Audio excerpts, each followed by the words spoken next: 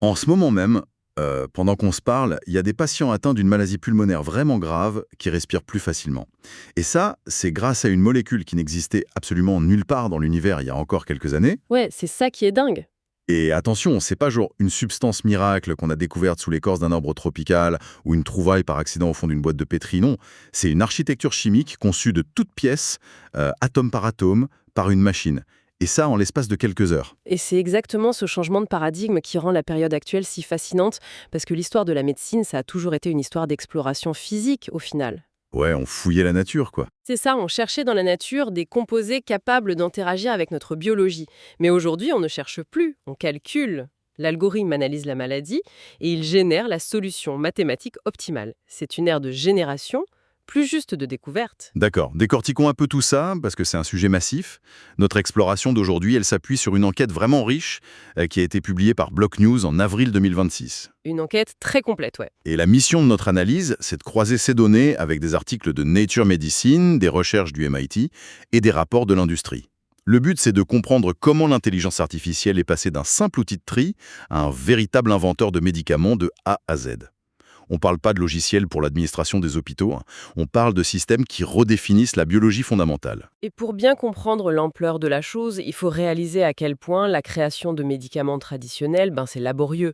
C'est du pur essai-erreur en fait. Du bricolage de haut niveau, quoi. Exactement. On teste des millions de composés existants au hasard pour voir s'il y en a un qui marche. Alors que l'approche générative dont on parle, elle inverse tout.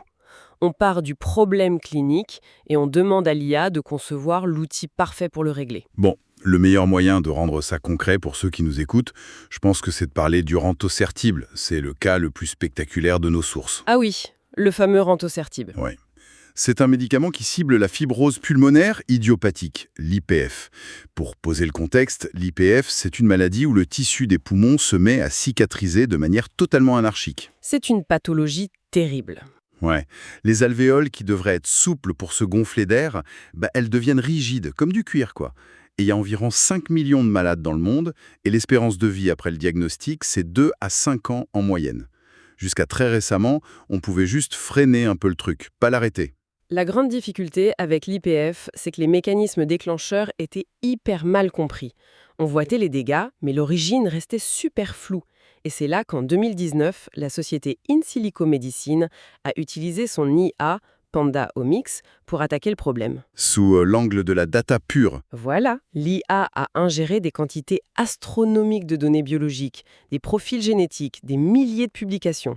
Et elle a identifié une cible que personne n'avait remarquée, une protéine appelée TNIK. L'enquête dit que c'est une protéine kinase.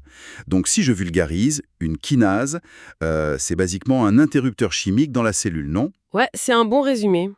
Un interrupteur qui donne l'ordre à la cellule de faire un truc précis. Et là, l'ordre, c'était de produire ce tissu cicatriciel qui détruit les poumons. C'est tout à fait ça, un relais d'information. Et ce qui est absolument fascinant ici, c'est qu'aucun chercheur humain n'avait fait le lien entre cette fameuse TNIK et la fibrose pulmonaire. Mais pourquoi? C'était sous leurs yeux, non? Parce que la biologie humaine, c'est un réseau d'une complexité qu'on a du mal à imaginer. Un cerveau humain ne peut pas croiser mentalement des millions de points de données pour voir une corrélation aussi subtile. L'IA a juste pointé TNIK du doigt en disant « Eh bien voilà votre interrupteur défectueux ». C'est fou. Et c'est là que ça devient vraiment intéressant. Une fois la cible trouvée, ils ont utilisé un autre moteur, Chemistry 42. D'habitude, en biologie, on utilise l'image de la serrure et de la clé. La protéine, c'est la serrure, le médicament, c'est la clé. Ouais, la vieille métaphore classique. Sauf que là, c'est plus vraiment ça. En lisant les sources, j'avais plutôt l'impression que c'est comme si l'IA avait d'abord deviné qu'il y avait un engrenage caché dans une usine géante, la protéine TINIK, puis avait forgé une pièce de métal sur mesure qui n'a jamais existé sur Terre pour bloquer cet engrenage précis. C'est une excellente analogie.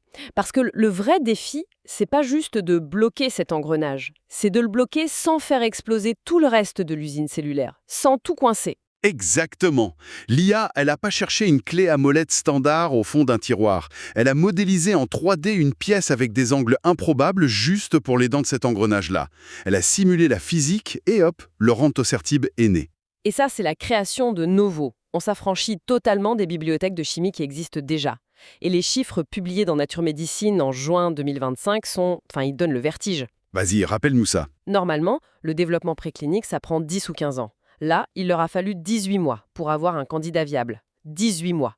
Pour à peu près 10% du coût habituel? Ouais, un gain de temps et d'argent monumental. Mais c'est les résultats de la phase 2A sur les patients qui m'ont le plus bluffé. Ils ont mesuré la CVF, la capacité vitale forcée. En gros, le volume d'air maximum qu'un patient peut expirer. L'indicateur clé de la maladie, oui. Dans le groupe placebo, sur 12 semaines, la capacité a diminué de 20,3 millilitres. C'est la dégradation normale de la maladie. Mais le groupe qui prenait la dose forte de Rantocertib, non seulement ils n'ont pas perdu de capacité, mais ils ont gagné 98,4 millilitres. Ce qui est cliniquement parlant énorme. Gagner 100 millilitres de souffle sur une maladie dégénérative réputée irréversible, ça change la vie du patient. Ça valide le fait que la molécule agit dans le corps humain exactement comme l'IA l'avait calculé sur son ordinateur. Bon là, il y a une question qui s'impose naturellement. Si l'IA a forgé une clé parfaite pour bloquer cet engrenage, comment elle connaissait la forme de la serrure au départ? On ne peut pas modéliser une pièce en 3D si on ne sait pas à quoi ressemble la protéine en face. Très juste. Et c'est là qu'on arrive au vrai socle de cette révolution AlphaFold de Google DeepMind. Ça leur a quand même valu le prix Nobel de chimie 2024. Oui, Demis Hassabis et John Jumper. On ne peut absolument pas séparer l'exploit du Rantocertib de la révolution AlphaFold. Explique-nous un peu pourquoi c'est si central. À la base, une protéine, quand elle est créée, c'est juste un fil, une chaîne d'acides aminés. Et en une fraction de seconde, ce fil se replie sur lui-même en 3D pour faire une sorte de pelote ultra complexe. La règle d'or en biologie, c'est que la forme dicte la fonction. Donc sans la forme exacte, impossible de créer le médicament. C'est ça. Or, avant l'IA, deviner cette forme en 3D, c'était l'enfer sur Terre pour les biologistes. Avant AlphaFold, les biologistes jouaient donc à Colin Maillard dans le noir avec les protéines, quoi. Ils passaient des années à deviner leur forme. Ah mais totalement. Ils utilisaient la cristallographie rayon X. J'avais lu un truc là-dessus dans l'enquête, c'était super parlant. Cristalliser une protéine, c'est un peu comme essayer de congeler une méduse hors de l'eau sans qu'elle perde sa forme naturelle, c'est ça. Et après, on la bombarde de rayons X et on essaie de deviner la 3D d'après son nombre. C'est la métaphore parfaite. C'était un travail de titan. Des années d'efforts, des millions de dollars et souvent, ça ratait parce que toutes les protéines ne se cristallisent pas. C'est dingue. Mais si l'on relie cela à la vue d'ensemble, AlphaFold a tout changé, en prédisant cette structure 3D complexe juste à partir de la séquence linéaire, en quelques secondes. Ils ont publié gratuitement les structures de plus de 200 millions de protéines. C'est presque tout le vivant connu. Et puis l'enquête mentionne AlphaFold 3, sorti en mai 2024. Non seulement c'est 50% plus précis, mais maintenant l'IA prédit comment la protéine va interagir en direct avec l'ADN ou avec les médicaments, sans même avoir de données d'entrée. C'est devenu le simulateur parfait. D'ailleurs, John Jumper l'a très bien dit. C'est devenu un outil aussi fondamental pour la biologie que le microscope. Sans la carte topographique d'AlphaFold, un moteur comme Chemistry 42 chercherait dans le vide. D'accord, donc l'IA cartographie le terrain et elle invente des molécules à partir de rien pour les maladies chroniques. C'est génial. Mais que se passe-t-il quand la menace, elle, évolue très vite? Ah, tu veux parler de l'antibiorésistance? Ouais, exactement.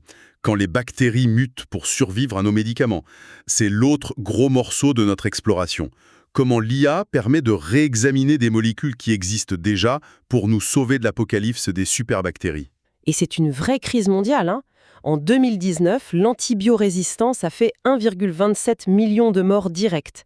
Le développement classique d'antibiotiques n'est plus rentable et ça va trop lentement face aux mutations. Du coup, le MIT a pris une approche complètement différente. Au lieu de chercher des champignons dans la boue, ils ont utilisé le deep learning. Ils ont entraîné l'IA avec environ 2500 molécules pour qu'elle comprenne mathématiquement ce qui tue une bactérie. Et après, ils ont scanné une bibliothèque de 6000 médicaments existants. Le but, c'était de trouver une molécule antibactérienne qui ne ressemble chimiquement à aucun antibiotique connu. Et en quelques heures, l'IA a pointé une molécule qu'ils ont appelée allicine, en hommage à HL9000, l'ordinateur de Kubrick. Mais le plus dingue dans cette histoire, c'est que l'allicine existait déjà. C'était un vieux médicament expérimental abandonné contre le diabète. Oui, ça dormait dans les tiroirs. Et l'IA a vu que ça détruisait l'Acinetobacter baumannii, une superbactérie terrifiante qui résiste à tout. L'enquête explique le mécanisme. Apparemment, l'allicine perturbe le gradient électrochimique. Pour faire simple, c'est comme si la bactérie était une petite pile. L'allicine perfore la membrane, vide la pile d'un coup, et la bactérie meurt instantanément, avant même de pouvoir muter. Une attaque fondamentale, imparable. Mais du coup, pourquoi aucun chimiste humain n'y avait pensé?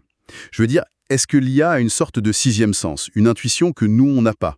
C'est marrant que tu dis ça, mais c'est exactement l'inverse d'une intuition. C'est l'absence totale de biais cognitifs. Ah bon? Comment ça? Imagine un chercheur humain. Il voit une base de données, il lit l'étiquette traitement diabète. Son cerveau range ça dans la case diabète. Il va jamais se dire oh, tiens, et si je testais cette molécule contre une super bactérie mortelle? Ah ouais, c'est clair, ça n'a aucun sens pour un humain. L'IA, elle, ne lit pas les étiquettes. Elle s'en fout. Elle ne voit que des probabilités mathématiques, des nuages d'électrons. Elle regarde la lacine et elle se dit objectivement, cette forme détruit cette membrane, c'est tout. C'est l'objectivité absolue. C'est brillant. Et ils ne se sont pas arrêtés là. En 2025, le MIT a scanné 36 millions de composés et a trouvé 2 nouvelles classes d'antibiotiques. Un vrai saut quantique pour la recherche. Bon, c'est monumental. Mais là, faut qu'on fasse une pause et qu'on regarde un peu la réalité en face. Le mur de la réalité clinique, oui. Parce que s'il y a cartographie tout et crée les pilules parfaites en quelques heures, pourquoi on n'a pas encore guéri toutes les maladies? C'est là qu'on doit parler du business et du corps humain. On voit l'industrie bouger, genre la fusion fin 2024 entre Recursion et Exscientia pour faire un géant du secteur. Leur but avoué, c'est de rendre l'échec bon marché. Et c'est crucial de comprendre ça. En pharma, le problème financier, c'est pas le coût de la pilule qui te guérit.